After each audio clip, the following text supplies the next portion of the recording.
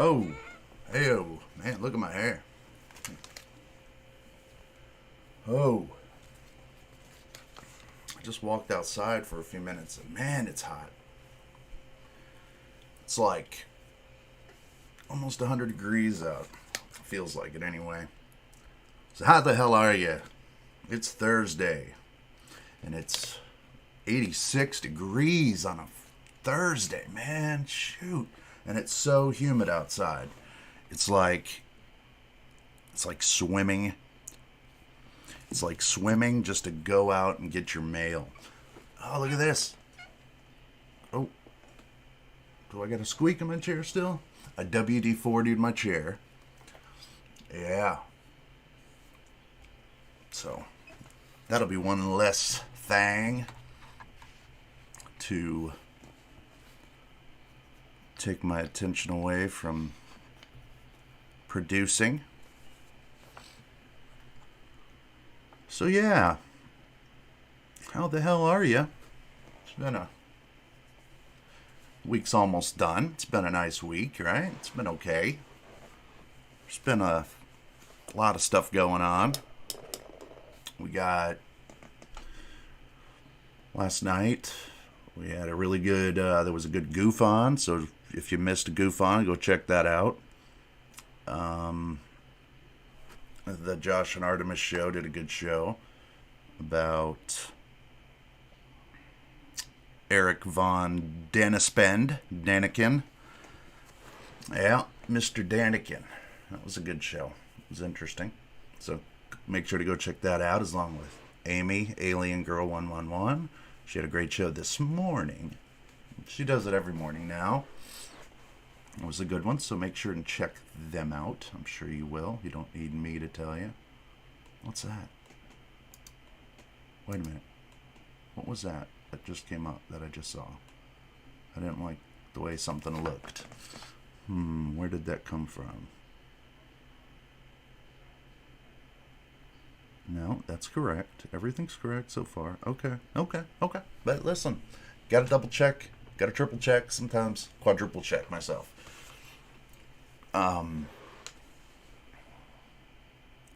I have to.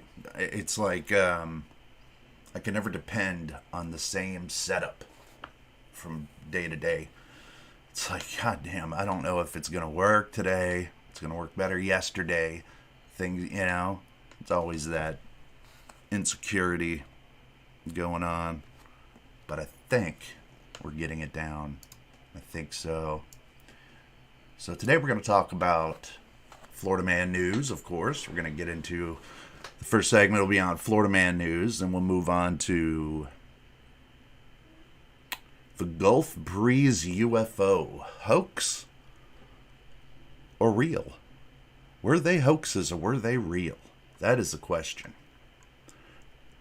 That is the question. What happened? Did old Ed, what's his name? Ed something. It's such a common name that I get lost on it. See, watch when I say his name. You'd be like, what? Ed Walters. Mr. X. Ed Walters. He's the author. Ed Walters. Was he hoaxing? I don't know. But he has a very interesting story. Very interesting. And we'll hit that. Let me check my settings real quick here. See if this sounds any better. Let me try typing over this. In a world where man from Florida runs wild pulling his hair out from the exhausted heat.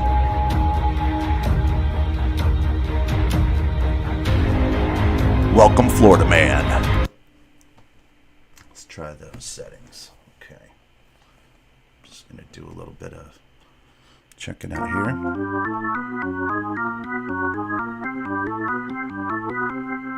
Eat a dick. Okay. Boing. We got it. We're here. We're here, man. Let's get to it. Hello, everybody. Hello, everybody. How you doing? Ooh, we got a show today. Ooh-wee. Today we're going to talk about Florida Man news. Yeah, Florida Man news. And then we're going to go into Gulf Breeze. Was it a hoax? Oh, I don't know. But we're going to get there. Welcome to the Guerrilla Gamer Show.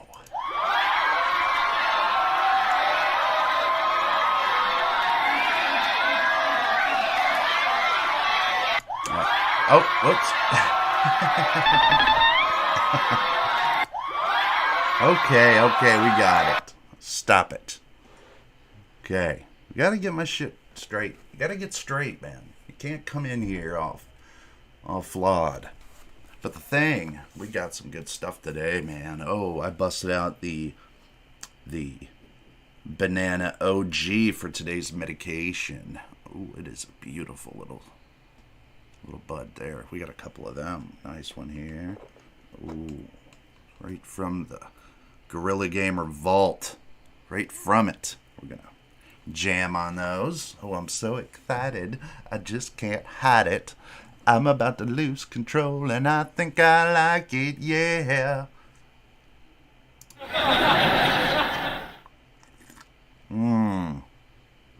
Coffee. Nice black coffee. I love my coffee like I love my women. Strong and black. Okay.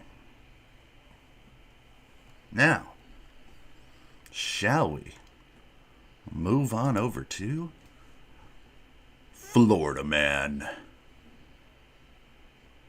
Florida Man news. Da-da-da-da-da-da-da. Welcome to Florida Man news. Now, shall I go ahead and flip on over to here? Let me activate, deactivate, activate. Boom, there we go. There he is. And let me move this on over here to there. No, that's not it, dummy. That's it. Now, where's my... Hold on. I'm coming. I'm getting it. Okay, there. That's the one that I need, right? There. No, not quite. Right there. No. There. Ha! You son of a bitch, you. All right. So now we'll move it here, and we'll go to here, and we'll pull up this, that, and the other, and bust right into our Florida Man news for the day. Okay, what do we have? What do we got going on today in Florida Man news? Florida man accused of carjacking a street sweeper tackled into muddy ditch during police chase. Wow. Can you imagine that? Getting in a fight with a guy who just carjacked a street sweeper. And this is the second one that went into a muddy ditch. Tuesday, I talked about a guy who stole an ambulance here in Florida and got stuck in a muddy ditch. What's up with these guys? They don't know that the ground is completely saturated with water right now? You can't drive anything on the grass. Turns into mud in like 5 seconds. God, that's some good coffee. Right?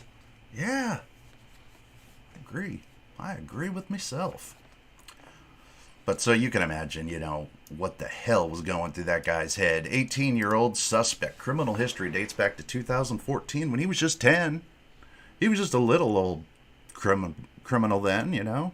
An 18-year-old Florida man with a lengthy criminal record was tackled into a muddy ditch after stealing a street sweeper and leading deputies on a chase early Monday. Sterling Orlando Davis Jones. Boo! He's got 4 names.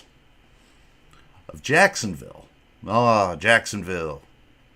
Allegedly committed an armed carjacking of a pickup truck that was being used as a street sweeper in Daytona Beach around 4 a.m.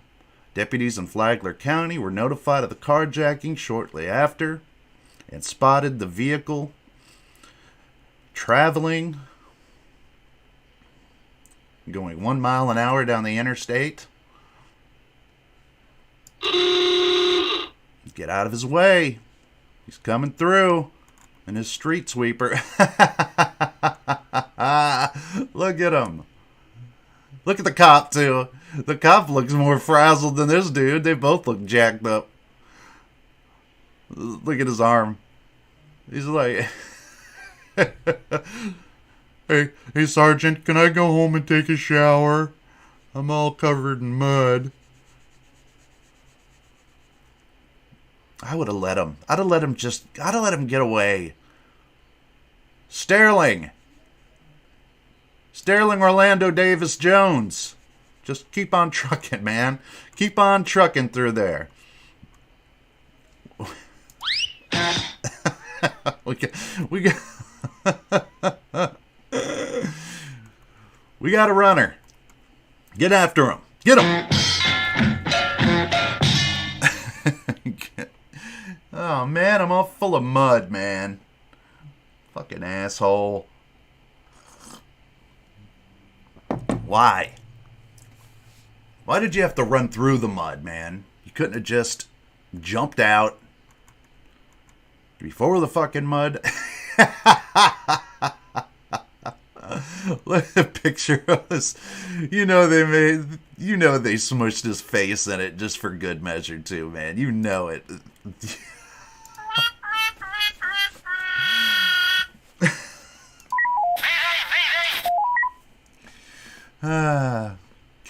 Get him out of the mud.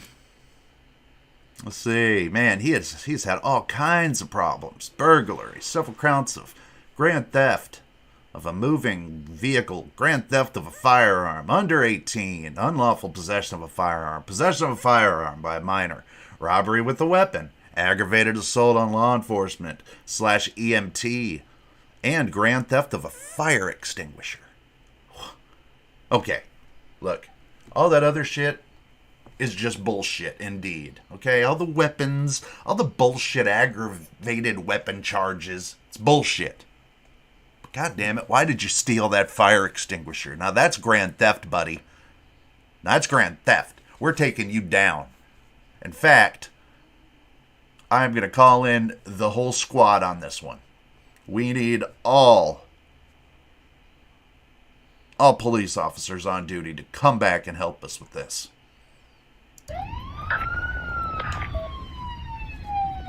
Yes, we have a man covered in mud, and I'm covered in mud. So what's the emergency, sir? I'm covered in mud and I don't know what to do. I'm a sergeant here and I just don't know what to do. I'm covered in fucking mud. Do I go home and change? Or do I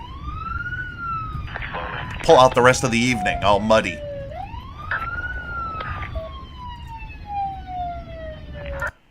You're going to have to go on home, sir.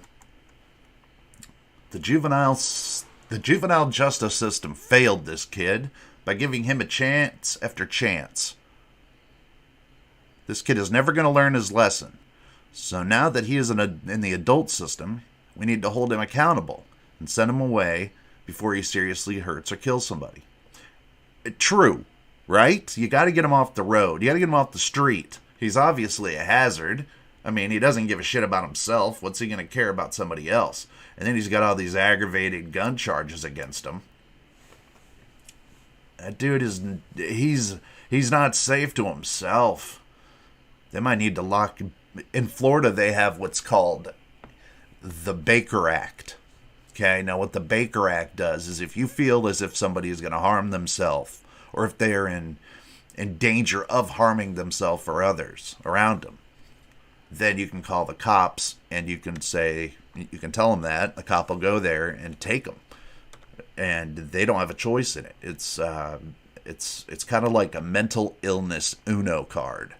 It's like as soon as you get that card, you throw it down, because you know that there's 90% of the people you're dealing with are mentally traumatized. So that's catch one. I love this. I love his face.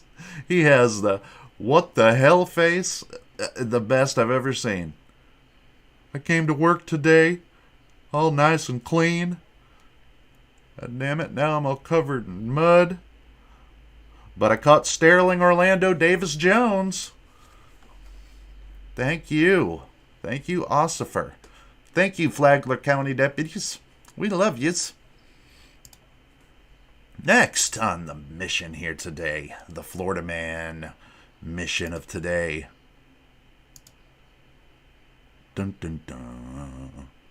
Florida Man. Heyo, we got some people here today. We got Wild Ascension, the mothership. Heyo, how you doing? Good to see you today, ma'am. Give your husband a high five for me. Hopefully he's making some sort of a weapon to go hunting or fishing with. That'd be cool. I love that shit, man. I love seeing that.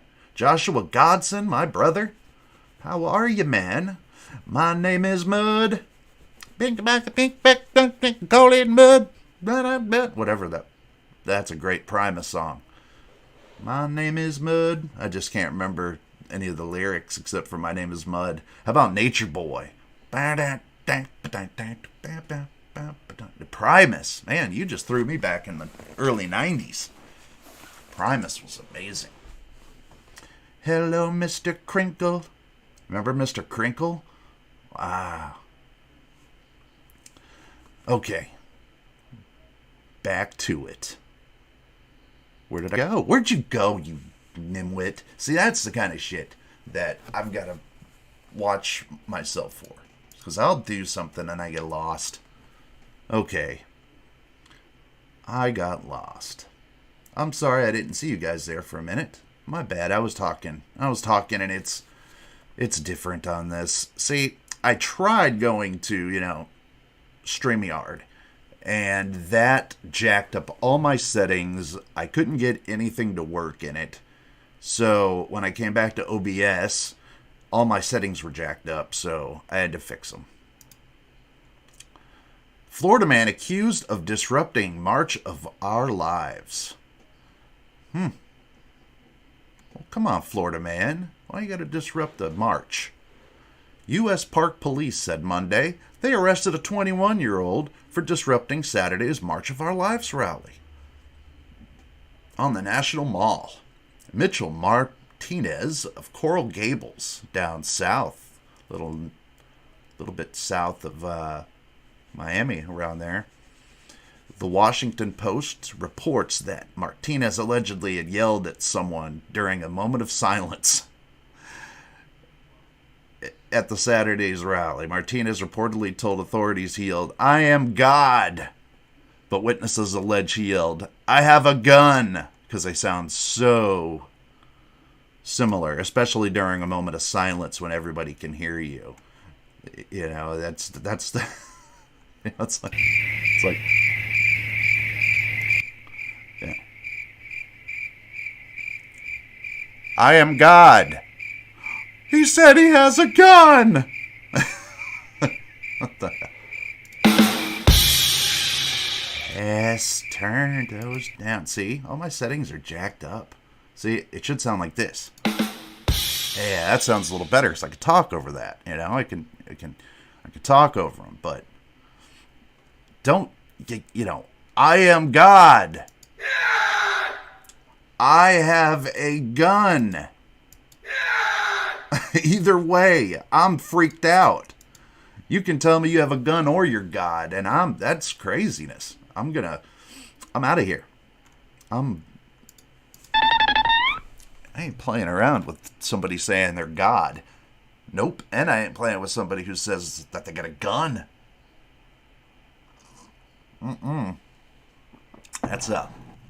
That's Looney Tunes, right? Right. Moving on. We got Chevrolet. Get out of here. The New York Post, so we know this is going to be. Florida men steal 1,100 gallons of gas as fuel thefts rise across U.S. Now, we knew this was going to happen. I mean, if you're going to throw gas up into some astronomical levels, you got to get ready for people to start stealing it. And then, with in hand, is going to raise the prices of gas. So it's just a circle of shit that won't ever be fixed. I mean, people are going to probably have to just chill out on driving as often. I mean, it sucks. Believe me. Or that sucks. But you got guys who are out there stealing 1,100 gallons of gas. But the sad thing is that it was probably used so they could work. Like, you have a lot of people who do a lot of jobs that are driving down here, Service, field technicians, Uber. Uber Eats, all that kind of stuff. Postmates, all of them. Those guys need gas to get around. And if they don't have gas, there goes your delivery stuff. There goes all your pandemic stuff just out the window. It's gone.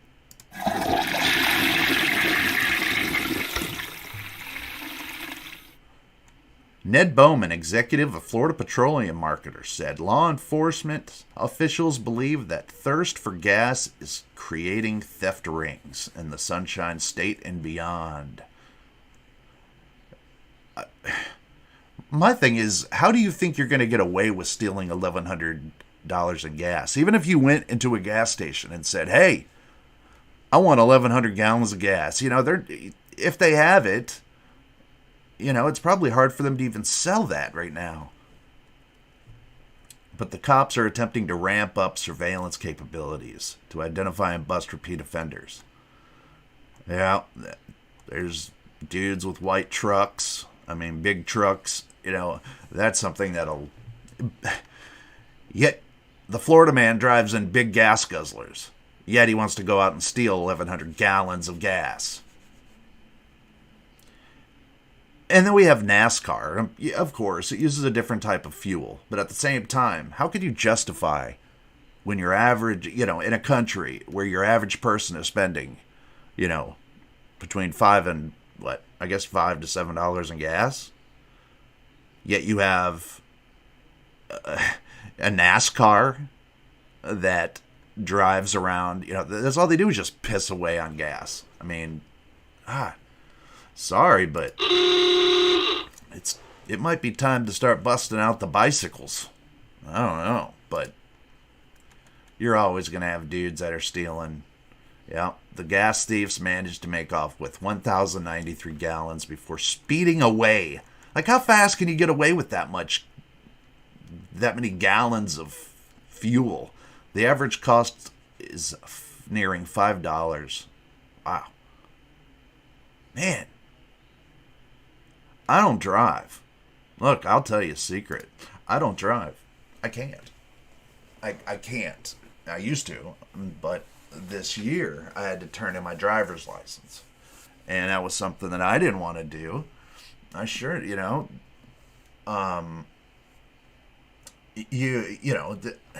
give up a lot of your independence whenever you have to give up driving. But I got in a bad accident. And after that, my reaction time, that's medical. I have medical issues, just like everybody. But my medical issues aren't going away. They will not go away. So I can't drive. And if I could, it's $5 in Washington. Washington State, Joshua Godson. I put $10 in my tank and went to the store and back, and it was near gone, says Wild Ascension, the mothership. Yeah. Just think how thin and healthy all of us would be if we had to walk everywhere, or jump on the bike. I gave up my license, but I bought a 3-wheel bike, man. That thing is so dope. I take it out every night. Try to every night anyway. But us Florida retirees down here, we got to throw on the old 3-wheel bike and throw our shit in our basket and meander.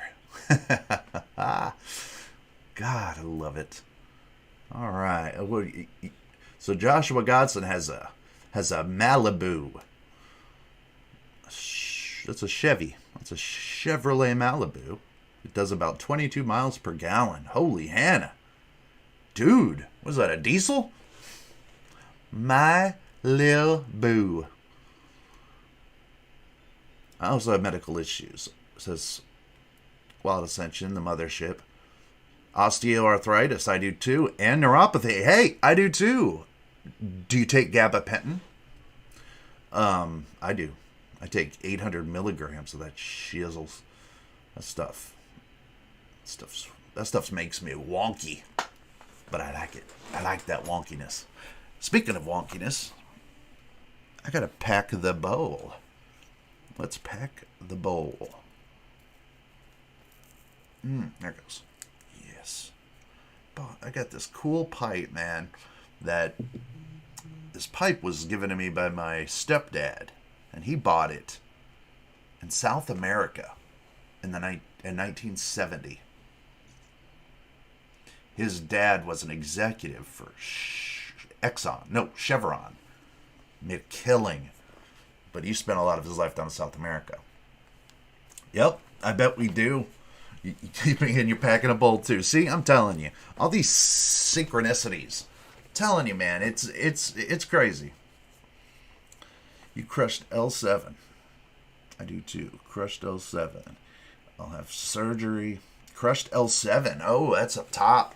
I have to have my L4 and L5S1 fused. So yeah, man, you'll have surgery hopefully by the end of August. Well, give yourself about 3 months to,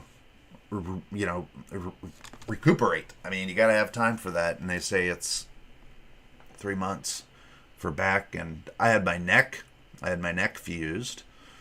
Had my back fused. Yeah, dude, it's so cool. I mean, it's it spins apart and it's got screen in it, and but it has this wood. It has a taste to it. I don't know. It's a cool pipe, man. I was stoked when he gave it to me. He's like, "Do you have any use for this?" It's like, no. What is that? All right. Let's see. They don't give me any opiate type meds. Because I smoke weed. But those drugs don't work on my pain anyway and just make me feel sick. Opiates, says Wild Ascension, the mothership. Agreed. If you can stay off of opiates, the better. Opiates, God, they're good. But bad. God, they're bad. That's what I meant to say. But yes, if they make you sick, nah, then that's not good. It's like being poisoned. I like them a little too much. I prefer my muscle relaxer. If I take my muscle relaxer in the day, man, my day is ruined. I mean, at least part of it. Let's see, I've had a lot of time to get high and become a ufologist. Amen. That's what Joshua Godson said. He's had a lot of time to get high and become a ufologist. Amen. Amen. And being off of your feet might help your back too. But in L7, that being so high, that's kind of hard to find a comfortable position, I bet. Man, because I know lower back pain, it's hard to find a position. Upper back, I don't think I would. I don't envy you, Joshua, but I'm glad you're on the road to getting that fixed, dude. Man.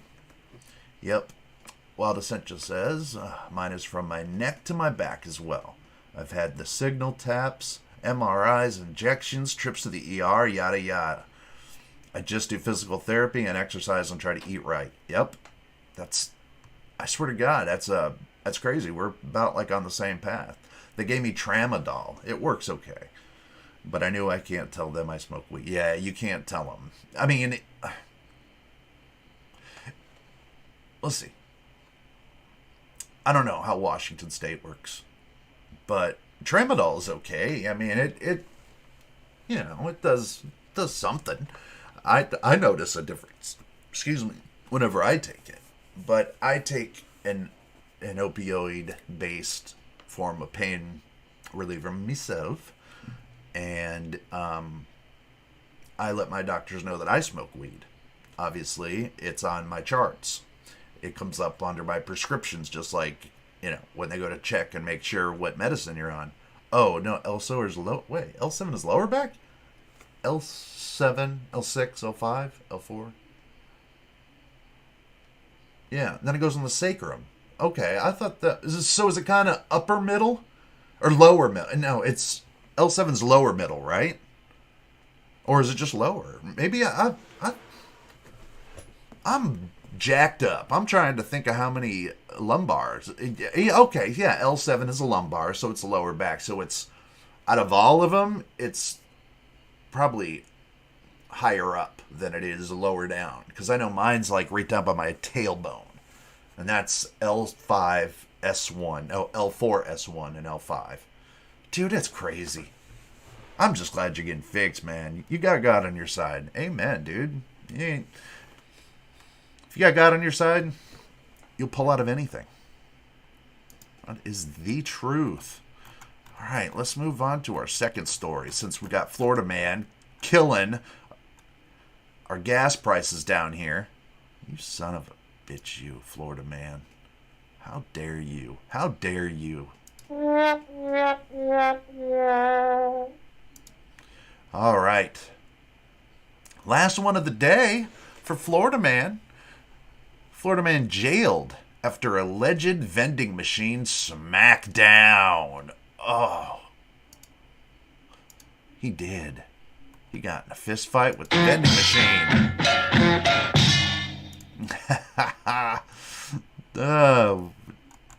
A Florida man was arrested after allegedly causing $1,500 of damage to a vending machine at the motel he was staying at after it dispensed the wrong kind of soda.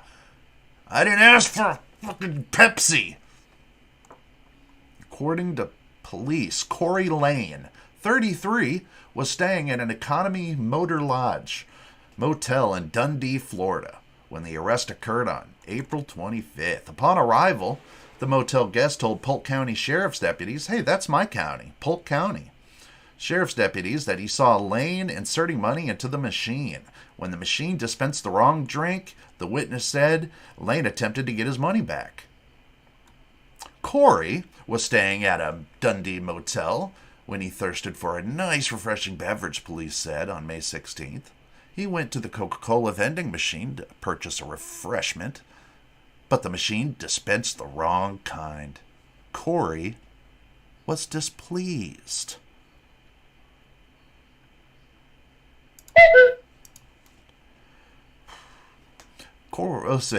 He was displeased. Common vending machine problems include not being able to take money, drop products, or open after the product is dropped. Now that would piss me off if the thing dropped and then started pissing all over me. Yeah, I'd get mad, but I don't think I'd smack down the old vending machine, dude. I don't think that would be the first thing in my mind. I think I would try to get some, I'd try to go get some more change. Now, if that was the last bit of money I had, you're damn right. I mean, I'd have been very, very, very pissed. Or I'd have called 911. Like dude did the other day. Hey, 911, I'm not getting my vending machine order right. God.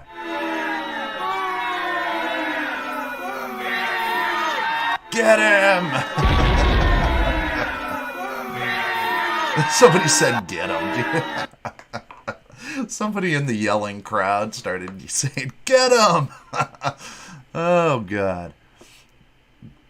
So, let's see. Man, when you want a Coke and it throws you a Pepsi, that's something to get pissed about. Pain meds are trouble, though. You are right, Joshua Godson. Pain meds are. I have had my problems with the old pain meds. Man, I think I spent from 2005 to 2015 trying to figure that one out. But I did. I figured it out, and I beat it. Now, that's something not many people can say. Opiates are a terrible thing. Terrible thing, but I beat it, and I know the secret, and I know the trick. There is a trick, and there is a secret. Yeah, let's see. The first time I went to the doctor, they didn't test me. For the second time, they did. And the third visit was when they broke the news to me. Yeah. How many medical visits have you had for the same thing? Right? Wild Ascension, the mothership. And that's the thing. What state do you live in? I think you live in California, didn't you? Say you live in California, Wild Ascension? I don't know why I have California in my head, but that just jumped out. I usually have a pretty good memory about this kind of stuff, but yeah, let me tell you, it was a tough one. I struggled for a good decade to get a hold of that. Yeah. It's what, just be personal a little bit, but that's what killed my marriage. Legit. Yeah, it did. Didn't help. Didn't help none. Tell you that much. Life was great when you were fucked up, but then when the real life comes and you got to go to work the next day and you got to live and you got to take care of kids and you got to do things, it's a false sense of security. You start believing that you need this shit to actually literally survive, and your body makes your head believe it. So it's this fight between body and mind, and you're going to lose. You're going to lose for the longest time. I did. But finally, I started going to counseling. Started seeing a psychiatrist, because I wanted to get down to what the nitty-gritty was.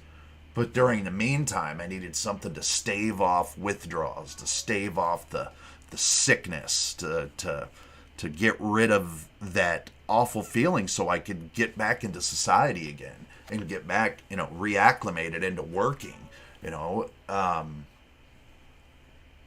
just reacclimated of being comfortable in my own skin again, because that wasn't helping. So years and years of fighting it and trying, a doctor finally told me, he said, hey, you're not going to survive this if you keep this up. And I have a prescription for some medication that will block all opiates that you take, but it will give you the opiates that you need of what you were taking. And then it gradually closes the door of addiction medically. But then you're still left with the same old self. You're like, oh, well, I feel like a human again, but I'm not acting human. I don't want to go out. I don't want to be around people. The walls start closing in. And so I started taking this medication that you put under your tongue. And it's a strip. It tastes terrible. It tastes like orange pepper vodka, if you could imagine. Orange pepper vodka. And you put it under your tongue, and it dissolves in about 15 minutes. And then you wait for 15 minutes before you eat or drink anything. And not only, so I started doing research on it. And I found a doctor here in Florida who swore by this medication. And he said that he takes it so that he doesn't need opiates for his pain, that he can just take this medication for his pain. And that's what I started doing. I started taking that medication. It's called Suboxone, and it helps you get back into life. And I've been off of it for a few years now, but without that, I wouldn't be here. I would have died like all the rest of them. All the rest on fentanyl overdoses, or I would have overdosed on a combination of, because I would take a 30 milligram Oxycontin, chase that with a couple Soma, and then chase that with a bar of Xanax. Then I'd smoke a joint. I would be slurring my words so bad. I would be oh God. I think back to those times and it makes me so ashamed, but I'm so glad that I learned. See, this Florida man can learn. I knew you lived in California. Meth. Meth is one that I dodged somehow. I'm not an uppers guy. I found out that I'm a downers guy. So I didn't like the idea of the thoughts of being up all night. I have that anyway. I'm an insomniac, so I don't sleep very often. And when I do, it's not the best. So I found out, the hard way that stuff doesn't last forever. Right? You gotta end up feeling the pain of life. You have to, and you have to. It's what reminds you you're a human. All right, so listen here. That is all with the Florida Man news. Now, ba-boom, ba-boom, Florida Man. In a world where Florida Man runs free, next to the naked swamp ape. Both have testes swinging side to side, mounted on both sides by hair as they run, smacking against the sides of his leg, howling to the moons that his testicles are throbbing. Poor swamp ape. Poor swamp ape. But, hey, we have something great to talk about. I read a book yesterday, and I did. Wow. I didn't know I could even do this. It's like a new superpower I figured out. I can read a book in a day. In a whole day I can read a book. A 194-page book I read. Coraline! How are you, Coral? I'm so glad to see you. Yes, dude, I'm glad to have you here. I'm glad to have all of you here. I'm glad to have Joshua here alive. I'm glad that he's found his way to get through the spasms. And, that's what I hope to help you with. Keep your mind off those pains, at least for a little bit. Get you going there, man. You take melatonin for sleep now. I give my kids melatonin when they come to stay. I give it to them a couple hours before bed. They come to me. And they're like, Dad, I'm tired. I want to go to bed. Like, dude, great. Love melatonin when I just can't take it anymore. Oh, man. It wasn't that quick. I started the book. It's called The War of the Words. And it is about the Gulf Breeze sightings. And it was like, first thing I knew, I was like a quarter of the way through. And next thing I knew, I'm like, I'm done. This is it. Wow. 200 pages down like that. I don't think I've ever read a book in one day. But the older I get, the more that's seeming possible. And I read it really quick, and it was a good read, man. Yeah, I'm surprised my flock isn't here. I don't know. But she's an insomniac too, so she may just be sleeping, She may have found a time to squeak in a few Z's, That's I know the feeling, God, I know the feeling when you can't sleep and the color of life is just being drained slowly out of everything until you're just like living in this canned laughter induced 50s sitcom, where everything is like an echo chamber. The color is now drained to monochromatics. You are now feeling exactly like you were in a sitcom. And it's the weirdest thing.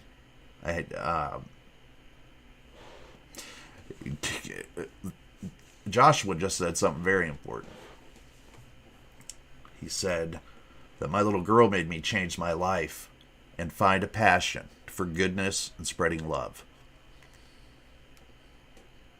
That is also a key ingredient of getting off of any addictions, is to have a reason to live. If my kids are what helped me survive. If I wouldn't have had my kids, I wouldn't have had a reason to live. And I think I would have OD'd. I'm sure of it. Yeah, I only give it to them when they stay. I have visitation with my kids 2 times a month, every other weekend. And it seems to go by quick, but what do you do? What do you do? Can't fight the law system on that one. But so we have this gentleman, and his name is Ed Walters. Now, Ed Walters is this man.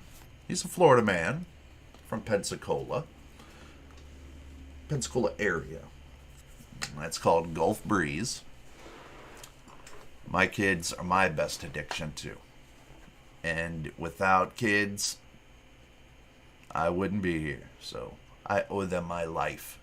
So every time when I see them, I make sure that they know that, I'm glad to be here and I'm glad to be with them. For real,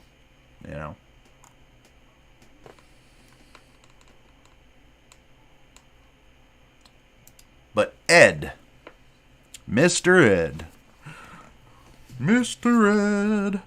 Walters. In Florida in the 1980s, Mr. Walters took many pictures in 1987. He did. From 1987 till 1989, he was the victim of many abductions and sightings of UFOs. This day and age, people believe that he's hoaxed them all. Now, did he hoax them? That's the question. Was it an act of imagination? Was he trying to pull the wool over our eyes? Did he get deep into the UFO field and wanted to stand out? Maybe. That's why we're going to take a little jaunt on over to Planet Sukalos. Maybe. Planet Sukalos, where anything is possible. Maybe.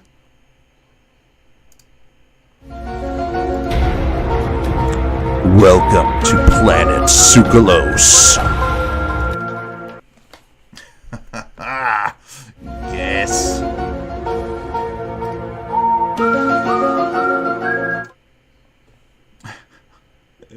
Planet Sukalos. Alright, let me get rid of that. Oh, that's not what I wanted to do. We want to get rid of. So here, go here. That. Look at that. There we are. There we have it.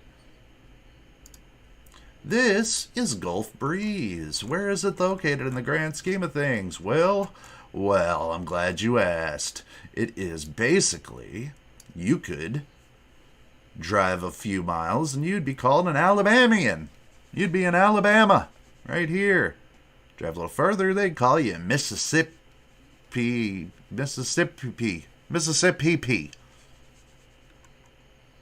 So we're going to go right on into Gulf Breeze, and I'm going to take you right to where the first sighting was seen in 1987 by Mr. Ed Walters, or as he would like to be known, Mr. X, until he decided that he wanted to have a little bit of fame attached to his name. He decided to go from Mr. X to his name, which is Ed Walters, or just call me Ed. Now, in 1987, Ed saw his first sighting. It was at his home. He was looking out his window, and he said that he just had the urge to look outside his window. And when he did, he said he saw a UFO flying over the treetops. That's what he said. And so he walked outside, and on his driveway, well, before he ran out to his driveway, he grabbed his Polaroid camera. And he lifted his shaky arm up in the air, and he took a shot. And he got a picture of it. And then the craft shot down a blue beam, and Ed was caught. He was caught right in the blue beam. He couldn't move, except he had the fortitude to lift his camera up and take another picture. He didn't try to run. He didn't try to do one of a million things. But he did manage to raise his camera. And then he was in the fight, a mental fight for his life. He said he felt his mind was being probed. He felt himself lift off the ground. He felt like a walnut that was being crushed from the inside out. He felt like a tube of toothpaste that was rolled up and being squeezed and squished out one end. It was a mental fight of fortitude.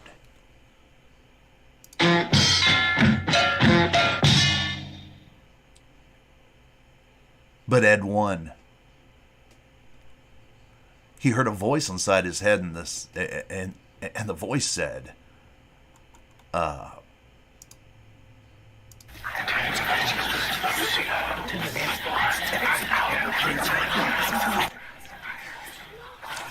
Ed, we are safe. It said, you are safe? We mean you no harm. Stop fighting us. And Ed said aloud, screw you. He said that. And the aliens were still fighting with them in this mental tug of war. They were fighting them. And they realized that, hey, we're dealing with somebody we've met our match. We have finally met the earthling that has given us hell. So what did Ed do? He took another picture. He couldn't get out of the beam, and he was frozen. Except he was able to take another picture. Then just as fast as it happened, the blue beam disappeared, and it dropped them onto his driveway, where he came to. And he thought, what the hell was that? That was a weird thing. But I got the pictures, and I was able to beat him. I was able to mentally spar my way out of that. I was doing my mental kung fu. And I won. I know what the first thing I'm going to do. I'm going to send this in to the Sentinel. So what he did was he called the Gulf Breeze Sentinel. Actually, he wrote a letter, and he marked it Mr. X. He didn't put his real name. He wanted to remain anonymous. He said that there's millions of reasons for me to be anonymous, and not one to come forward. Yeah, that's what I thought too. Was the Project Blue Beam as well. I thought that too, because he was very adamant that it was a blue beam. Now, from the years of 1988 to 89, he took pictures of very, very cool looking UFO. When the pictures came across the desk of the editor, he was talking to some friends, and they saw the pictures on his desk, and they said that they had seen something the same night. And it was Memorial Day. And it was that same Memorial Day that he had seen what these other people had seen. So the editor was like, oh, wait a minute. He wasn't the only one that's seen it. So, okay. So we started taking it a little more seriously, right? He didn't think that Ed was, or he didn't know Ed, but he was trying to get more information out of him. Did it make any sounds? Did it, trying to get more of an idea of what this craft did. But the pictures he took looked like this. We'll go there right now. Let's see, we'll go here. Go back here. And let me pull this up here. Okay. There we go. This right here is what he said it looked like.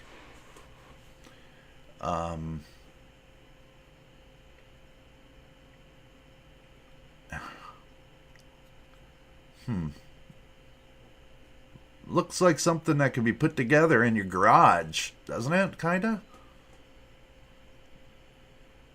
But then again, I don't know. I wasn't there, but that is definitely something. But this is the picture he took from his driveway that fateful evening. This is another one he took. He took a series of photos. How many did he take? Let's see. Several photographs. Which, just several. He took several. But why only in the span of 2 years? But that photo is cool looking, and he said it looked like something out of a Spielberg movie. He's right. It does kind of resemble the craft from E.T. Did you remember that? It looks like that. And that's probably one of the more clear ones taken. Now, to me, even when I saw this back in Project Blue Book, something's not right. Now, the people that corroborated Ed's story had said that it looked bluish green, like a bowler's hat upside down. And it was quiet in the air. And this part of it, where the lights are, spun down here. It spun independently. And there's the blue beam that Ed saw and was trapped in before he decided to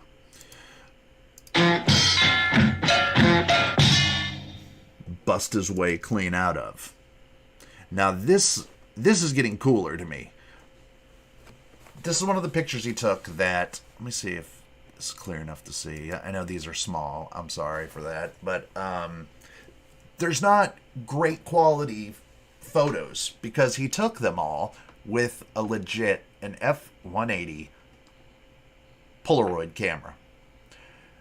So he had talked to people, and people had wanted to find another where there is a UFO, like, a club of people in Gulf Breeze, Florida. And they had told him to get a more tamper-proof camera. So apparently he did get a tamper-proof camera and was able to take better photos, or at least photos that could be, at least he could say that whenever he's being debunked, he could say that, hey, no, it wasn't a Polaroid camera, it was a Snap-O-Matic something rather, that, he could, that wasn't tamperable. Now, as this story was building and growing legs, the story started to gain the recognition from the mayor, and the mayor at the time was a gentleman who was doing his best to make a new name for Gulf Breeze, Florida. And he didn't want there to be any UFO stigma attached to his burgeoning town. So he instantly said that they were hoaxed. And that started up the whole story of Ed Walters being a hoax, or at least the Gulf Breeze sightings were a hoax. Because at this point, Ed was still Mr. X. Ed came out of his hidey hole soon enough. And he was interviewed many times, and he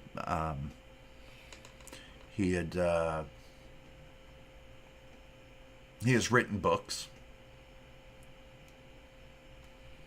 But authorities found later, they found in his attic, they found UFO models.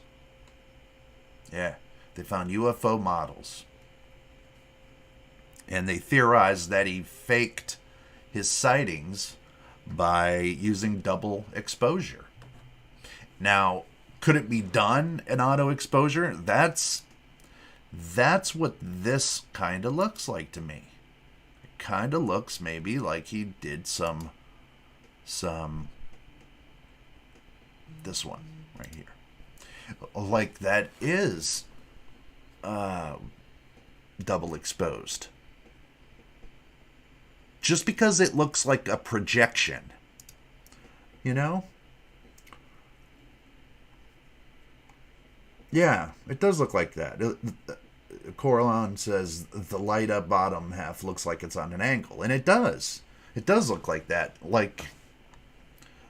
And I see an eyeball. It almost looks like an eyeball right here. I don't know if you can see that from that angle, but I see an eyeball right there. That's weird looking. That's just pareidolia. But, yes. Let's see what you guys are saying here. I walked away unprobed. Good job. That's how you got to do it. If you come away probed, then...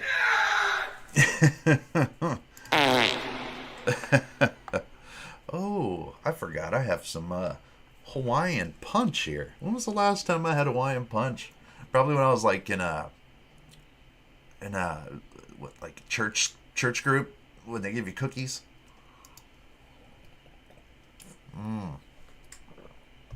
Nothing better than that. High fructose corn syrup with some red dye number 10. Goes good. Put some hair on your chest. Let me get out here. Let me take a little nibble here.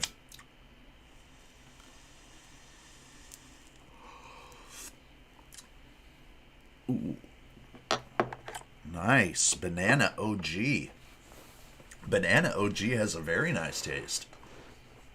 Very fruity. Very fruity. very good taste. I highly suggest Banana OG if you have your choice. For the folk that go to dealers and might not have their choice, understood. That's cool. Let's try some coffee mixed with some, or after tasting some Hawaiian punch. We'll see if this is any good. Yeah. See, I drink my coffee straight black, man. Black is night. Black is night. I don't church it up. You know, if you got to put anything else in your coffee, it's just it's a dessert. See, I just drink straight black coffee. If I want a dessert, I'll make a coffee dessert, sure, you know, creamer and sugar and all that good shit in there. But then it's just not coffee, god damn it. It's some bastardized dessert. Why'd you hit that? Don't hit that button again. All right. So, was Ed seeing? Yes. Banana OG is, yeah, it's fire. Amen. It's one of the more common strains that my dispensary always has. They seem to always have Banana OG, London Pound Cake, Biodiesel. That's a good one. Biodiesel's a really good one. If you haven't tried some biodiesel, let me tell you, you don't know what you're getting into. It'll sneak up on the backside and bite you. You have dessert 3 times a day. There's nothing wrong with that, Coral. Nothing wrong with having dessert. Dessert's great. I love it. You know what my favorite dessert is? Ice cream cones with ice cream. But I don't want a bowl of ice cream. I like ice cream cones with a nice waffle cone. Oh, man. With maybe some cookies and cream ice cream. With what I've been eating and watching shows with when I'm, is I'll eat these little mini cones, right? They're they come in a little package, but they're cookies and cream, and it has a shell of white chocolate, and the white chocolate with the vanilla ice cream is so good. I don't know what it is about that, but oh man, that is so good. Oh man. Joshua Godson says, I love Blackberry Kush. That sounds good. I don't think I've ever had Blackberry Kush. Have you ever had Blackberry Kush? No, I don't think I have. Nope. Blue Dream I've had. No, just haven't had Blackberry Kush. It sounds good. Blackberries, I love them. Where I'm from in Michigan, they had wild berries that would grow out there, and they were blackberries. And they were so good right off the spiky little thorns. They were so good. Man, they were...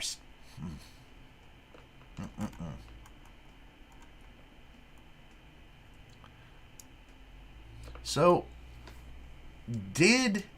wow, hey, no. What did I do here? Okay, there we go. Ugh. You hit one thing by accident, then everything else goes to shit. Okay, but I'm back. I'm back here. I'm good. Okay, I didn't screw it up. Now, I do have a question. If it was double exposure, which it could have been, and it's very highly likely that it was, how did he make that blue beam come out of it? That's interesting to me. Now, people can say, I can make something like that out in my garage and make you think it was a UFO, and you very well may be accurate. But try to remember that this is 1987 and 1989 tech that you would have had to use to make that. And what would you have used to make that beam come down? Now, there have been people who have gone after the Gulf Breeze UFO incident, or UFO hoax, however you want to say it, and have said that the pictures and the video that were supplied by Ed they've gone back and checked the meteorological survey of that day and said the clouds wouldn't have been in this area at this time, and all that stuff. And it was around the time the mayor was trying to get attention off of his sleepy little town. They call it a bedroom town. I'm not really sure what that means, but it's a sleepy bedroom town. Now, I know what sleepy means. And it's sleepy because here, if we go back and we get out of this, and I'm going to take you back into Google Earth. Gulf Breeze is for all intents and purposes a little peninsula. Now, it's right here. There's a Naval Live Oaks base that's on one side of them here. They saw the crafts out here. So that would be facing south of them. And that's where the rash of sightings were from Pensacola Beach. And what's unique is because the people of Gulf Breeze can see what's going on in the Pensacola Bay on this side. And they can also see what's going on this side. And this has a different name. It's not the Pensacola Bay, but it's a sound, like Hobe Sound or something like that. This is, it's the English Navy Cove. Okay. And they would see them to the south. Now, there's a lot of activity going on out here. You got a naval base. You got all of this as a preserve, which is the size, roughly, of Gulf Breeze here. You can see that, there's this whole preserve, and a lot of it, even by Google Earth, is, it's kind of blurred out over here in this neck of the woods. Like this. Like, what is all that? That's gnarly looking, whatever it is. It's probably some form of algae. Algae blooms are big when it gets hot. You can see all underwater there. Wow, that's cool. That's really cool. Pensacola Dog Beach. I mean, all of this out here is just so Tiger Point. That is what I was looking for. Tiger Point Boulevard. Right here is where Mr. Ed saw his first sighting in '87. Yeah, they said it's now just ridiculous size homes out there. I mean, look at this home right here. I don't know if you can see this thing, but look at that.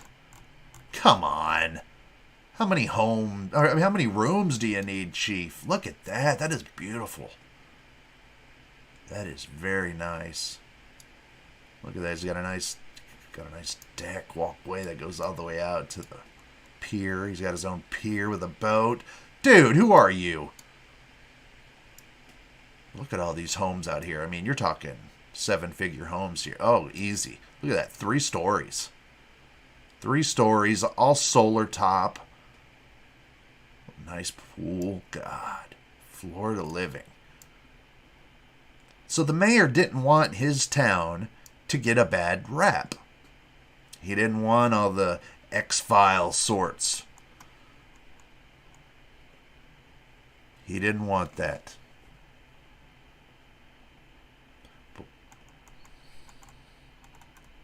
So this area here, Tiger Point, this whole area of Florida is just like you are so close to being in Alabama.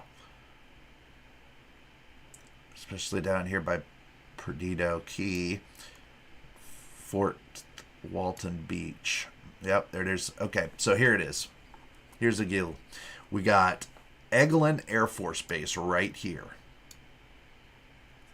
The sightings were also in this area.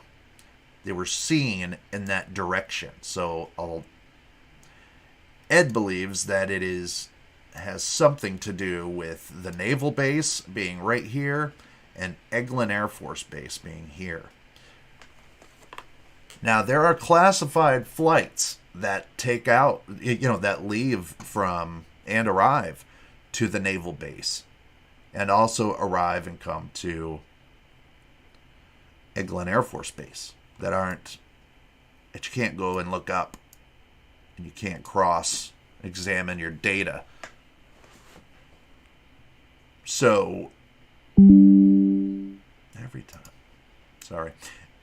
This Eglin Air Force Base, if you do some checking on it, it's a big one, and it's one of the biggest in our free country.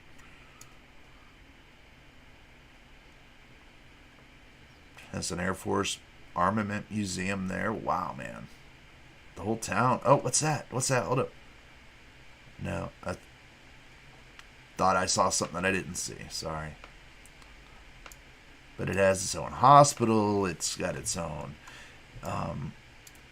people who live here go, it's perfect for these people who lived here because they're all military and they go right to work and they have the National Preserve out here. They got the beaches. I mean, it's a very, right over here, I see part of the Air Force Enlisted Village Maintenance Building. See, this is where it's all Air Force Base out here. All of this is just forest. All of this area out here is just forest. And it's beautiful there. Then out here you got, this is interesting that I just found this, but it's University of Florida Research and Engineering. You know what they made there? That's where the University of Florida Gators come from. This is the University of Florida, the Gators. But they made Gatorade. Yeah. That's where Gatorade gets its name from. Gatorade, they did the research in using electrolytes to hydrate football players. And that's why it's called Gatorade. It's for the University of Florida Gators. Word. You learned something today. You and me both. Huh? Get out of here. Get out of here. We don't need none of you. But this is a very cool place. If you pull up on your Google Earth sometime, take a look out here. It's a whole nother world. But let's go back to the area here. I'm sorry, I busted out chat. But it's very cool. It's very cool to it's very similar to California. It is. Without the mountains. Without the mountains. The mystique in them without the mountains. Hey, Roach. Is Roach here? Did I see Roach? Hey, Josh and Artemis. How are you? So glad to see you guys here today. Wow, man. I'm so stoked, man. You guys could be anywhere. All of you could be anywhere doing anything. And I'm so God damn. Hits me right there. Hits me right in the cockles of my heart. So, this whole area out here, and people as far as Ocean City, had sightings in 1987. And this whole area through 1989 was like a hotbed. Why for those 2 years? Why for those 2 years? Now, the author of the book, War of the Words, he said he wrote his article in the Gulf Breeze Times in 1980 in 1990, and he said that while the UFO incident really sparked up Gulf Breeze's imagination, but it also garnered the whole country's. And people were wanting to now buy books. People were wanting now to buy stories. People were wanting to make movies, mini movies. And all of a sudden, Mr. X writes into the Sentinel that, hey, My name is Ed Walters. You can find me here, there, and everywhere. Homeboy wanted a little piece of that. He's like, oh, wait a minute. There's movies? Books? Stickers? Babies' onesies? He was thinking. He was thinking, man. So he came out of the woodwork, and now, all of a sudden, he's Mr. Ed Walters, author. He was a simple city planner who didn't want any recognition for anything that he did. He didn't want any attaboys. Really, he just didn't want to be, in 1987, yeah, man, people would have definitely given you a stigma. And if he was a city planner, that could have screwed his position up. It could have. But he sure had a lucrative career becoming an author and selling the rights to a story to X-Files, to, I think there was a mini-series after it on television, Turned out to be a pretty goddamn good little chunk of change for Captain Ed. Mr. Ed. We ain't going to give him the surname of Captain. Mr. Ed. He saw the writing on the wall. And now his story was not only gaining, it grew legs, but now it was starting to run. I mean, this thing was now a jumping, bouncing baby boy. And he had nothing he couldn't stop it if he wanted to. And so he jumped on the train. Yeah. But the problem with that is he was scrutinized heavily. And he had a lot of people that were calling him a fraud. And where does that leave us today? It leaves us with two camps. Either you can read a few books and kind of make up your own decision, right? Or you can just say it was or you can realize that it might have been a hoax. And that nobody, that there might not have, that it was indeed double exposure. It looks double exposed. I mean, I'm not going to lie. You go back and look at some of those old Western stuff at the turn of the century photography, when they learned how to do that, and dual exposures and double exposures, messing with light. When they figured that kind of stuff out, it looks very similar to what Ed says that he had seen. And it really does. That's what's interesting, is it really does look like that. And you can look at any one of these pictures here. And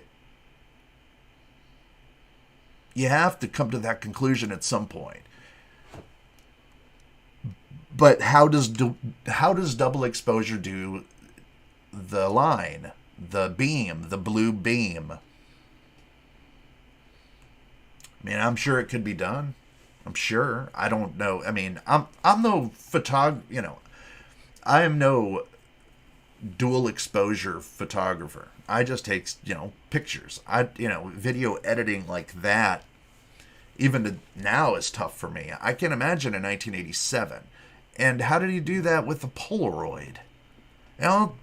Maybe he wasn't using a Polaroid. Maybe.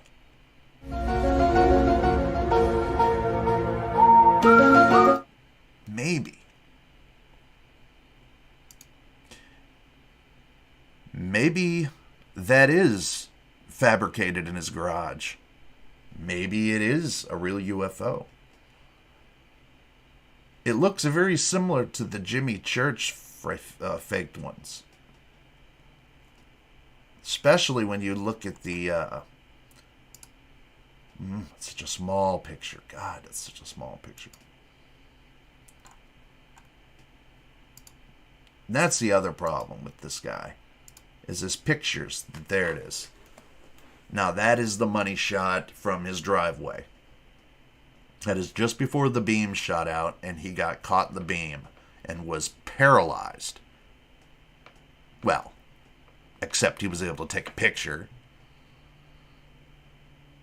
He didn't try to run. He just tried taking a picture. Now, this thing on top, is that the hook, or is that a star, or is that a light on top? I've not been able to find out what that is. Now, the book War of the Words, too many W's, god dang.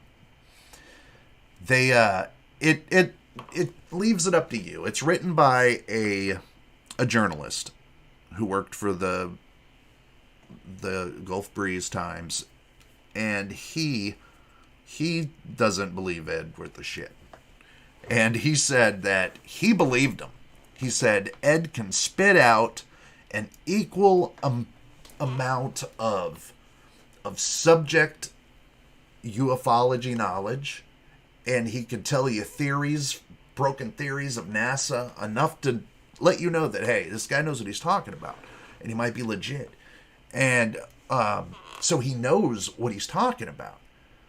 But something was off, and he knew it, but he was too blinded by the story. So one evening, this guy took his girlfriend on a double date with Ed and his wife, and he said his girlfriend ended up to be his wife. That whenever he introduced her to Ed, that Ed made her skin crawl, and she wanted out of there. She just wanted away.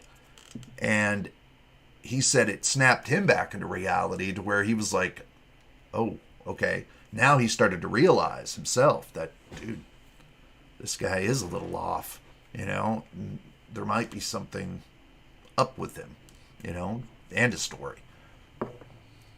But just because a guy is off and acts weird, it's creepy, doesn't mean he's a liar. It just means he's creepy. He's that guy who goes, when you shake his hand, he's got to do that he's got to, tickle the inside of your palm. One of those deals. Hey man, nice to meet you. And, it sets off alarm bells. Women are so much more hypersensitive to that than we are. I mean, it's like a laser beam, they see it so clearly. But he was he said to her, "So, young lady, is it a nice night to go looking for UFOs?" That's what he said to her. Just like that. Right in front of, and the author said, he was like, "Hey, I'm right here. That's my girl, man. Your wife is right here." But his wife rolled her eyes, so apparently this is kind of, it's him. She knows this about him. Billy, the Wild Ascension Mothership says, if Billy Meyer can do it with one hand, anyone can. Yeah, you're right. You're goddamn right. Imagine if you got two good arms. You could be making a Spielberg-esque style UFO right there. Which it is. That looks like ETs or Close Encounters. I mean, it's a very hybrid. It's almost like if I told you to anybody in the chat right now, if I just said to you guys, hey, draw a quintessential UFO. Draw what first comes to your head. That would be an amalgamation of it right there. You can't tell me you wouldn't. That would be an amalgamation of it. That would be, it's got a little bit of saucer action. It's got a little bit of height. It's got propulsion underneath. Maybe not. Maybe that's just where they chuck your ass out whenever you fucking get mouthy. Maybe that's the old, get the fuck out. Nope, it's a long fall. Long fall to Gulf Breeze. Because we're in the Gulf of Mexico, you gotta add that toilet bowl. The Gulf of Mexico is warm and tepid just like your toilet bowl. And it looks about... your toilet bowl is probably clearer. But... So... He was freaking her out. He freaked her out. He freaked her all out. She left the thing, like, and was risking it. And it was like their first date. You know, their future husband and wife. It was like their first date. And she pieced out. And if he wouldn't have gone after her, he probably never would have seen her again. You know, and that was a risk that she was willing to take. She's like, you're hanging out with this cat? Then something's wrong with you. You are the company you keep. Especially when it comes to dating and the first date, you know.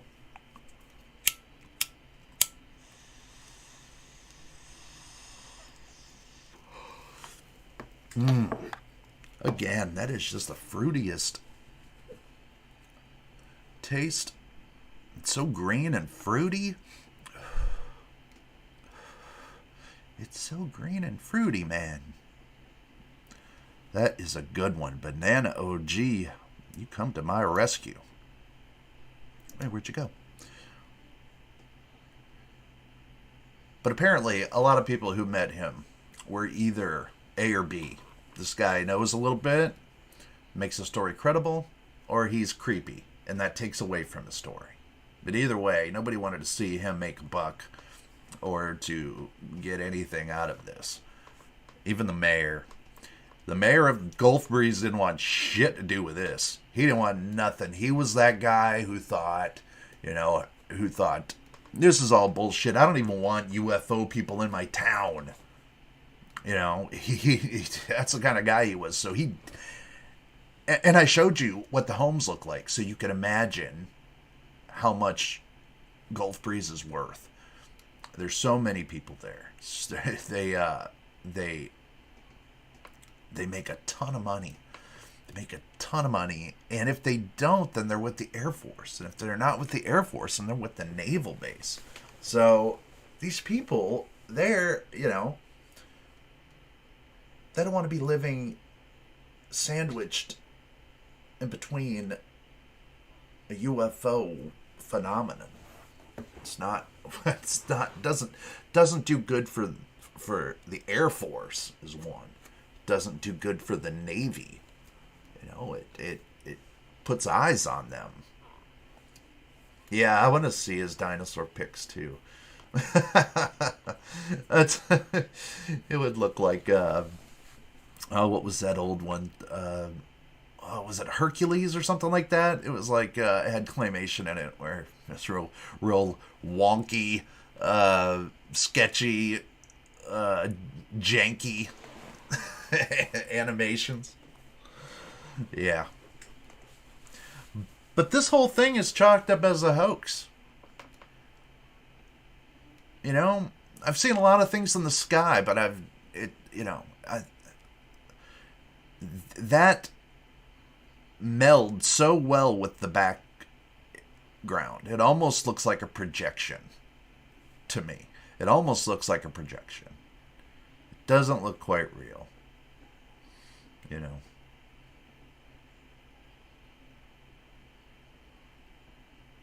Yeah.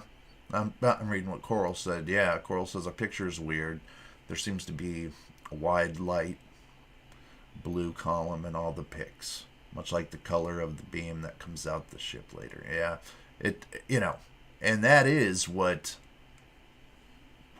strange, and that may be easily, remedied doing a dual exposure. I mean, if you can, put this as a dual exposure, like, these are so small. God. I'm sure that you could do the same for a blue light, no? I mean, these ones with the blue light are very peculiar. And the one that I'm drawn to, like a moth to a flame, is this one. No pun intended, because it looks like that's a huge, like a ring of fire underneath there. And if it was above you, it would look like a ring of fire, right? Well, that's what these are. That's underneath. That's underneath it, right? So if that's underneath, and there's UFO reports of people being, sprayed by a slag, or a slag was being sprayed by the ejection of a UFO, but where the propulsion is, and it would leave a material that burned for 28 hours.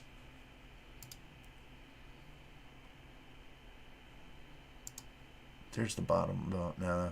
We're getting into the weird area. We're getting out of that. Right here. Yeah, those are so peculiar to me. Just because it kind of shows, no. I was thinking if it was the underneath of like a lantern being suspended by like string or something, but then I would think, well, it is bright up here. It looks like there is, like, I don't know if that's just, God, it's such terrible quality pictures. That's just terrible quality pictures. That was, but not everybody had the money to drop for expensive equipment back in 1987, but that picture there is very interesting, and it's got, let's see, 1, 2, 3, 4, 5, 6, 7 lights. And they're all over the place. Or is that just stars? Again, it's a peculiar picture, but I like this one just because it shows a little more complexity to the model. And these look like they're kind of flared out, these panels above it. It looks flared out, and underneath and just above the ring of fire, it looks like kind of like another, maybe like an exhaust ring. Right here. Again, maybe.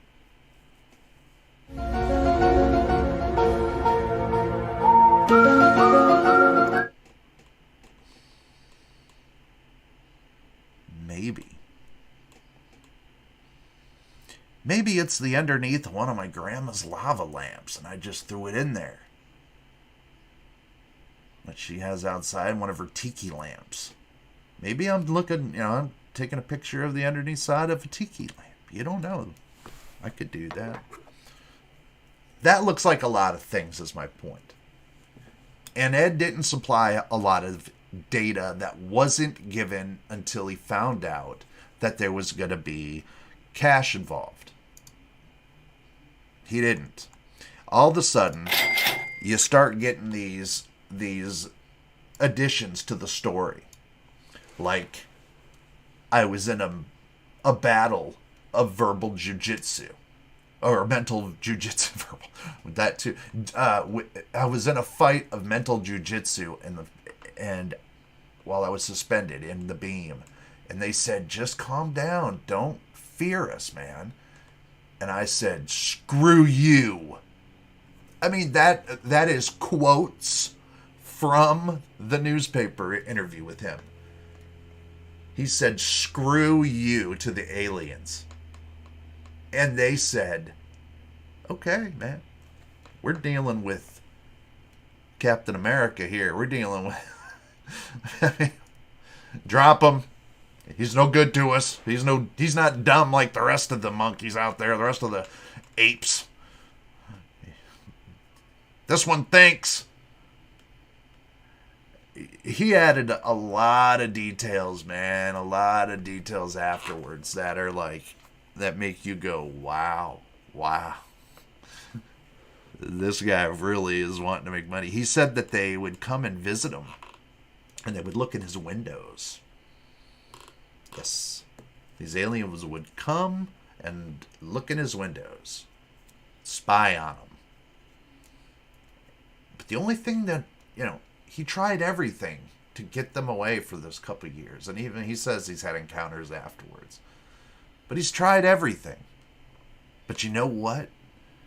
They're scared to death of him getting his Polaroid out. As soon as he does that, they disappear. It's like, oh, Polaroid, dude, run. Run. Polaroid. Stand still, guys. I don't want you to have any trails. I don't want you to leave and, you're going to mess up my Polaroid. Got to fan it out.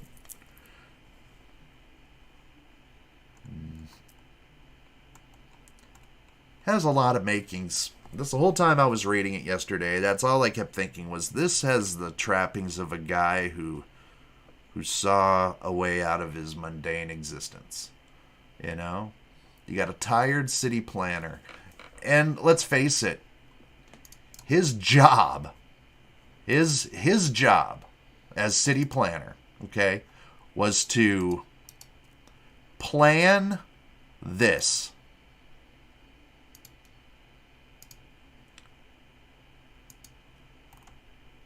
His whole job was to plan and route traffic for this mess. That's a city planner's fucking nightmare. Look at that. You got one way in, one way out. It's a mess. And you got this mayor who was being scrutinized because he had told anybody who goes through this area knows that it's a speed trap. It's a very notorious speed trap if you're driving through. So the mayor was making tons of money off of that, and that was a big problem back then. So he was having his own problems. He didn't want there to be a UFO muddying up his works. But this goes right to Pensacola, and that is a huge downtown. So everybody who works out here wants to come home to here. And you got a guy named Ed who's planning it all. It looks like a clusterfuck. That looks like the biggest clusterfuck on the planet. So, sure, he's going to see a way out if one came along. And he was... Before 87, he was a fan of going to, public sky watches with other people in the biz. Now, does that mean he was a hoaxer? No. But, it starts to take away from your critical thinking in your mind of being objective. Maybe.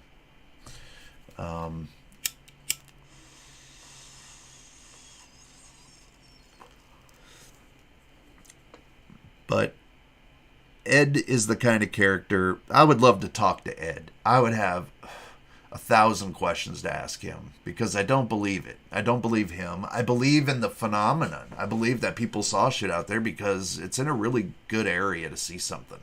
If you've ever been out there, now that was a very cool trade route that we would take when I was touring in a band. We'd take this route to get up to, we'd take this route here after playing Pensacola and go right over here to Alabama. And we'd go right from Alabama over to Mississippi and over to the west.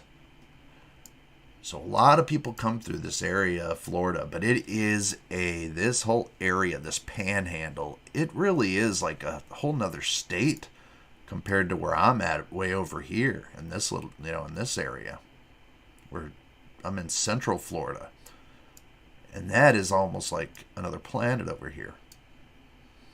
And it's beautiful. And out here you see lights all the time out here in this area, and that looks very similar to like the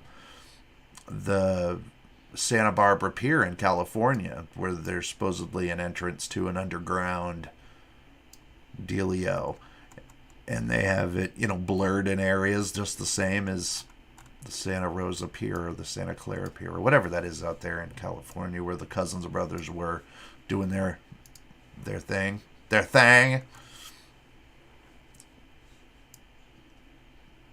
So I don't doubt the phenomenon.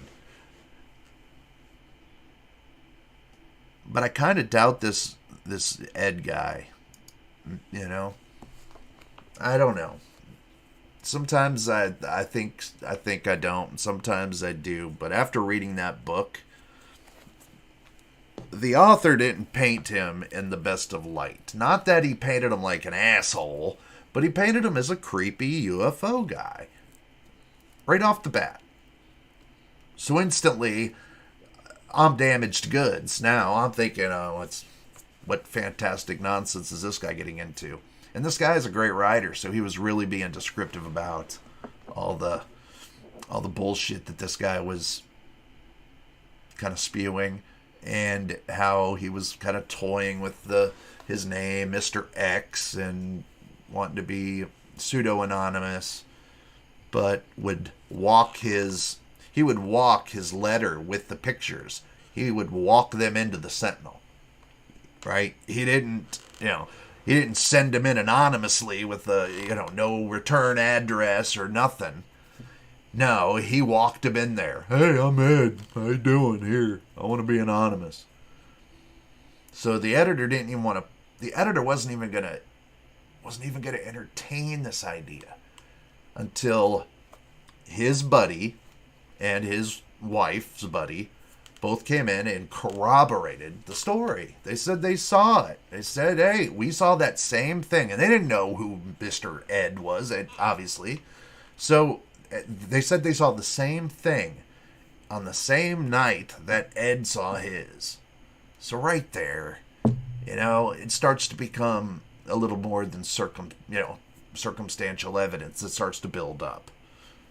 And it is there just on the idea that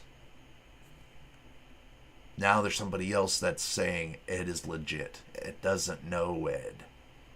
Doesn't know he's a little, that he's got a couple screws up there that are fighting each other for supremacy. Nobody knows that. Except for this editor-in-chief. This editor-in-chief knows. Because he's trying to get him to divulge any information. Because, like I said, the letter was very vanilla. It was on the night of... it was fall. So on the night of November 6th, 1987, I was looking out my window. I saw a craft. It was blue-green. It shot a blue beam out of it. It was there for X amount of time. Thank you, Mr. X. It was generic. So, and then, when the story gets corroborated, Ed goes, somebody else either believes me bullshit, or someone else actually saw what I saw. So they believe that it might have been a mass delusion, a mass, what do they call that in the book? They called it something, I can't remember. I can't remember. What's the name? A mass, when everybody believed, like the Phoenix Lights. But this was before the Phoenix Lights. But they were kind of saying the same thing about that. Is this was just a mass hysterical delusion. People were fucked up. But were they seeing something from Eglin Air Force Base? Doesn't look very aerodynamic. It doesn't look like something our military would be working on, unless they're, modeling their shit after household pieces and bits and bobs. I don't know, but it doesn't look like something that's ours, obviously. It looks more like it's the most non-conventional looking UFO you could even try and think of. Even at least the Phoenix Lights had a triangular formation, or something like that. Yeah, it was like a triangle or something. Yeah, mass hallucination. Thank you, Joshua Godson. Yeah, at least that it was aerodynamic. Not that they need it. I don't know. Maybe the UFOs use gravitation, and it's like their own little bubble. Maybe. It's, I mean, but this guy was seeing the legs being grown. He saw him. He saw a story just. Okay, now there's somebody else that believes me. That lives in a completely different part of town that I don't know is now saying that they saw what I saw. Either way, there's no way that we're getting any quality footage from there. Since the late 90s, it hasn't been a hotbed of UFOs. It hasn't been the hotbed for UFOs. Let's face it. In fact, I checked last night on the National UFO Center, and after about the late 90s, it's kind of quieted down. But that doesn't mean there isn't any sightings. It just means people aren't reporting them as actively, and I can see that. Hey, Dark Sky Files, I didn't see you there, brother. The Urban Way, ayo. Joshua Godson's done a lot of LSD and mushrooms. I've seen a leprechaun jump out of a bush or a UFO while high. That's a leprechaun. Jumped out of the goddamn bush. Everything was fine till I saw that leprechaun. What are you doing, you leprechaun?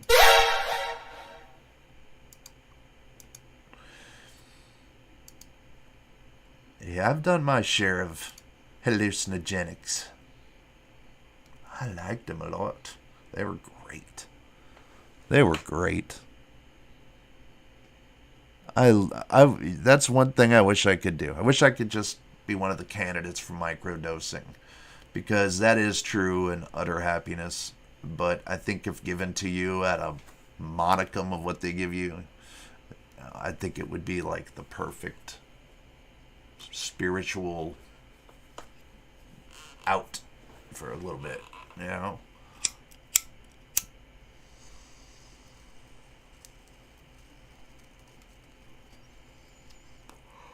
Excuse me while I kiss the sky.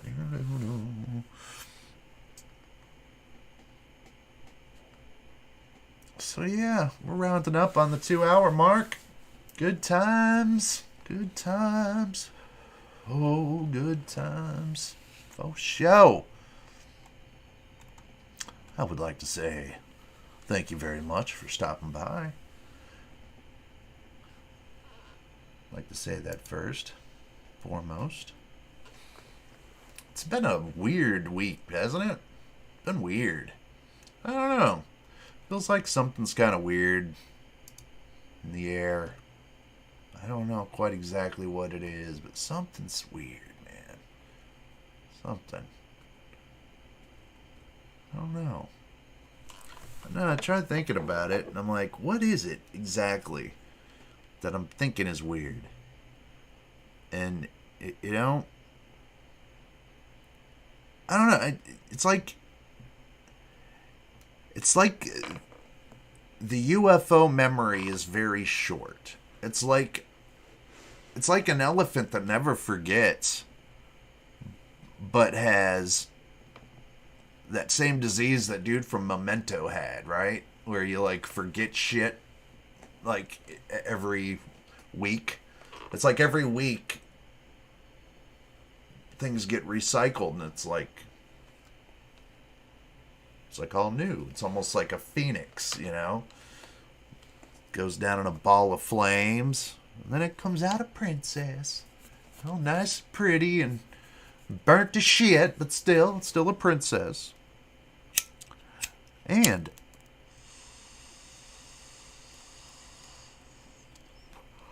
I have a new edition coming, and the edition is Florida woman stories too. We'll have those too. Mix them in with the Florida man stuff, because Florida man ain't the only one that's silly out here. Someone's got to help make them silly sometimes, and that is Florida woman. She's here, believe me. There's women here in Florida. I promise you, there's women here. But do they help Florida man indeed become Florida man? I don't know. Some of the stories I read, Florida woman is a feisty woman. She can throw down just like the men. No fucking problem. They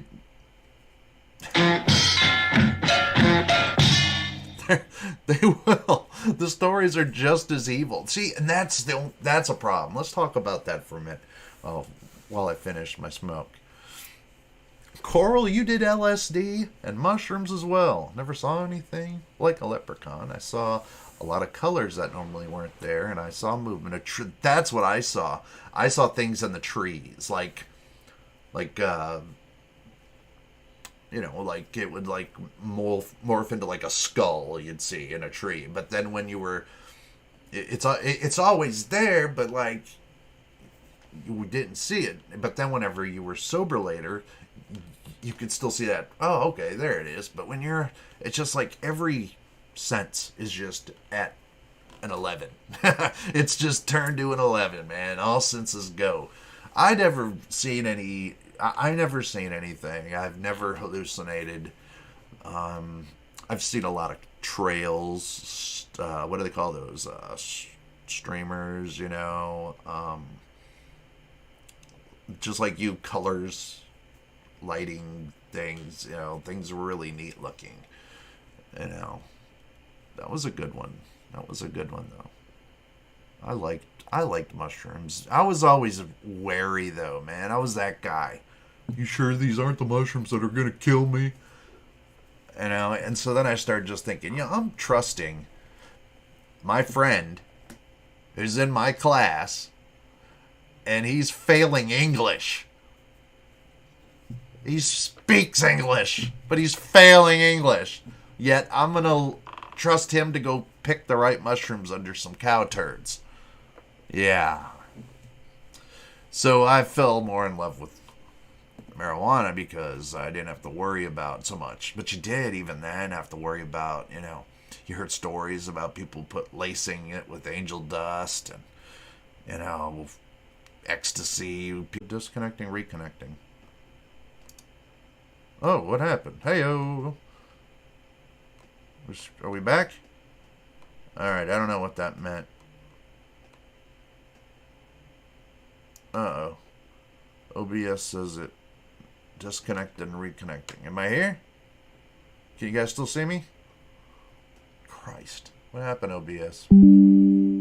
Okay. It said I'm reconnected. I don't know. Yep, I guess I'm back. I don't know. That was weird. But it is on the 2-hour mark, and I don't want them to get pissy about anything. Okay.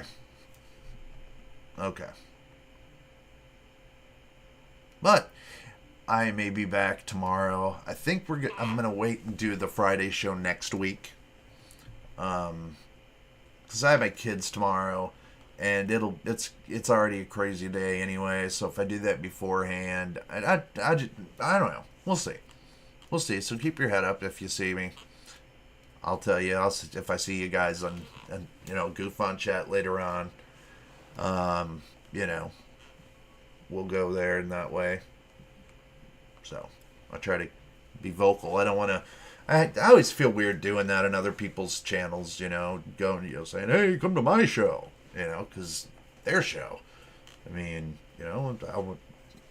let's focus on their show, and they're gracious enough to be like, "No, cool, man, we support you. That's great. That's awesome, man. That's the way it's meant to be. Got to support one another. You can't, there's room. There's plenty of room. I mean, look what's happened. I mean, all these videos that made people like Lou Elizondo, and then it made people like, what's that other dickhead's name? Jeremy Corbell. those may not even have been real. And look at, or those were real, but they were identified. So maybe all of them are. We know that a couple of them are. So now there's only one more left. To come out legit and say, but I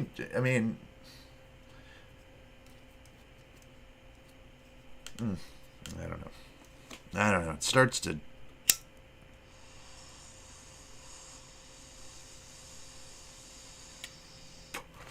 Okay. That was the final hit for the day.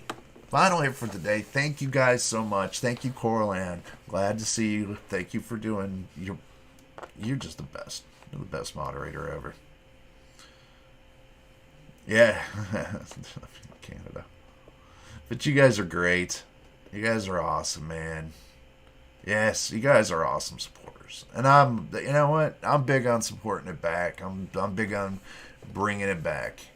Doesn't matter what you guys do. We'll take a look and we'll support you unless, and that's it. There's no one less. Yeah, that's the one. The gimbal. That's the one. That one's cool. I still think that's a cool one. But yeah, the other two, with the triangle lights, yeah, yeah. So now there's only one, but still, you see, it made careers, broke some. But anyway, there's plenty of room, that's the thing. We got to stick together. And ladies and gentlemen, thank you so much for stopping by. All right? I love you. We'll see you on Tuesday. Lates.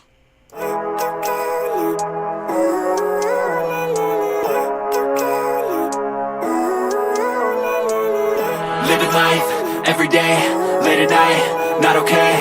All I want, and I pray, all I need are some better days. Fuck